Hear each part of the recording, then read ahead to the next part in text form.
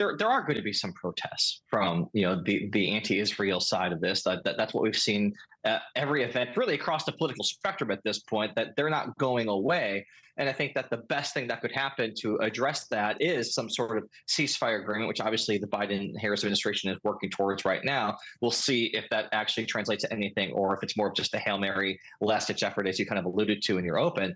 It's not a great split screen. Right, but the ceasefire would be something. It's something that, it'd be a huge win for Joe Biden. Charlie Cook, political analyst, founder of the Cook Political Report, with us now. You all moved a couple of states now into the toss-up category, a couple of the swing states.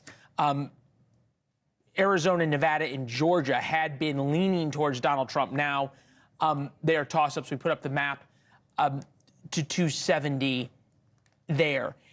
Given how much has changed and how rapidly it has changed in a couple of weeks, how long really do we need to watch this before we can say what direction the race is headed in? I'd say probably 1 or 2 o'clock in the morning on election night.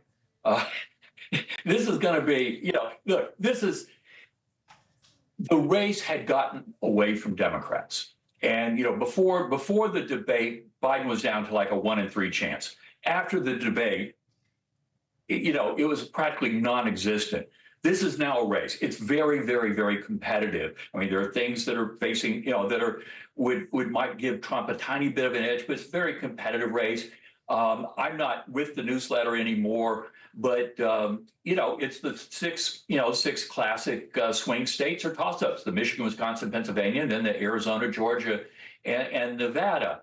And it's this one, it's going to be really, really close. And I would not at all be surprised to see Harris win the popular vote, but it's the electoral college vote that matters, because the popular vote, $5 will get you a cup of coffee. But I agree exactly with what Kurt said a minute ago, that where are these people going to go? And within the Democratic Party, there is a unity in the Democratic Party that we haven't seen in a good while. And as strongly as some people feel about the situation in between Israel and Hamas and Palestine, that's going to be a pimple on the rear end of an elephant in terms of the scheme of where the Democrats right now. Up this way. I think it's a lot of hot air. I'm just thinking about the elephant. Kamala Harris's stump speech. I put it up. Rear end. We appreciate that. Kamala Harris's stump speech seems to have almost the exact same lines time and time again. Take a listen. We are not going back, because ours is a fight for the future. And it is a fight for freedom. So, Pennsylvania, ours is a fight for the future of the middle class, and it is a fight for freedom. We cannot go back. Ours has to be a fight for the future and a fight for freedom. We're not going back. Our fight is a fight for the future, and it is a fight for freedom. Kurt, earned media is a great thing, and Kamala Harris has been getting it because people have been taking her rallies. The cable news networks have, some of the networks have. It was new, it was interesting, it was different.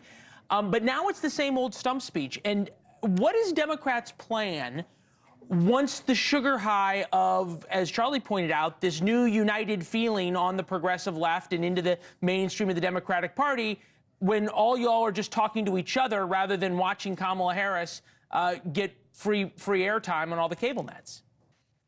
Well, I think that those themes, we're not going back, future and freedom, that's exactly what you're going to hear from now until November. It's called message discipline. And I think there are a lot of my friends and fellow Republican consultants who watch that and just dream of having a top of the ticket that could actually duplicate that type of consistency and continuity in his messaging. They would love for that to happen. Every strategist says, well played, my friend. Donald Trump could stay on message, if that, that is Kurt, exactly Kurt, that's Kurt, Democrats when someone in array says right there. when someone says well played, that's when you just stop. Take the win. Right, you should take the win.